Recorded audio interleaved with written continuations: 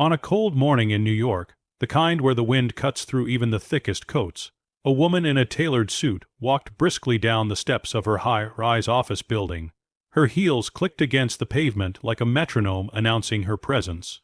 She was known as the kind of CEO who made people nervous just by entering a room. Sharp, confident, unshakable.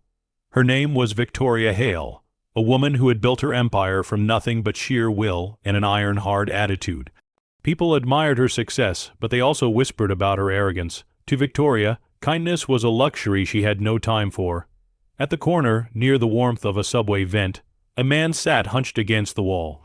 His beard was uneven, his clothes layered and worn, his eyes carrying stories no one cared to hear. He held a sign written on torn cardboard, hungry but not hopeless. Most people walked past him without a glance, their eyes fixed on phones, their hearts distracted by their own troubles. But for some reason, maybe it was the boldness of those words, Victoria stopped. She looked down at him, her lips curving in a half-smirk. Hungry but not hopeless, that's quite a pitch. Do you even know what that means? She asked, her tone more mocking than curious. The man looked up slowly, his eyes steady, not flinching at her sharpness.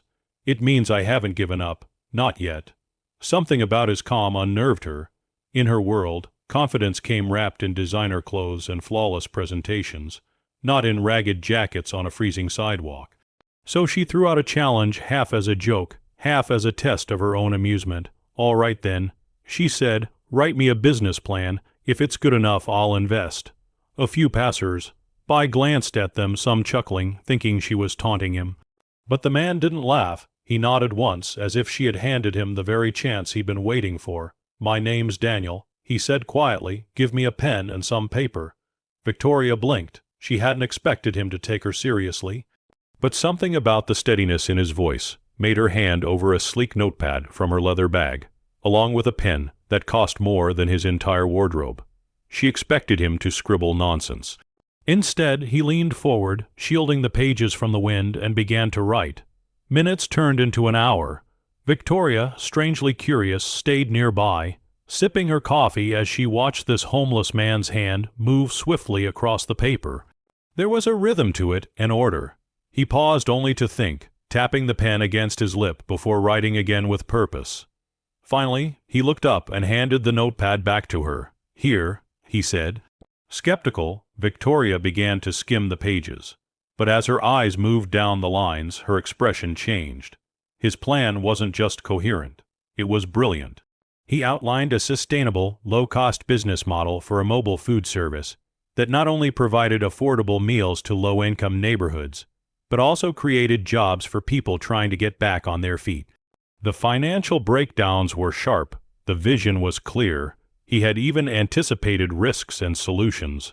Victoria's breath caught. Where did you learn to write like this? She asked, her voice softer now. Daniel's eyes clouded. I used to be someone. I had a company, a family, but one mistake, one bad partnership, and everything crumbled. I lost my home, my wife couldn't stay, and I ended up here, but I never stopped thinking, never stopped planning. It's the only thing that keeps me alive. For the first time in years, Victoria felt her walls shake. Here was a man society had discarded, and yet, in his hands was an idea more compassionate and powerful than anything she had seen in boardrooms filled with millionaires. She looked at him differently now, not as a beggar, not as a project, but as a human being who had something the world desperately needed, vision and heart. The following week, Victoria called her team into the conference room. Their jaws nearly dropped when they saw Daniel walk in beside her, his beard trimmed, wearing clothes she had personally bought him. She placed the notepad on the table. This is our new project, she announced. At first, her executives doubted, some scoffed under their breath, but Daniel spoke, confidently, passionately, with clarity, and the room grew silent. It wasn't just the numbers that moved them, it was the way he spoke about people, about restoring dignity, about giving back.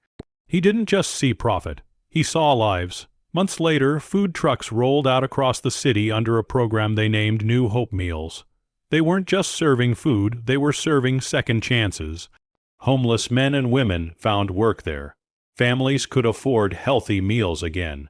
And neighborhoods once forgotten began to stir with life. Victoria stood one evening at one of those trucks, watching children laugh as they received warm meals, parents smiling in relief, and workers in aprons who only weeks ago had been sleeping on the streets. Daniel stood beside her, his eyes shining with a quiet pride. For the first time in her career, Victoria felt something greater than success, greater than the applause of investors.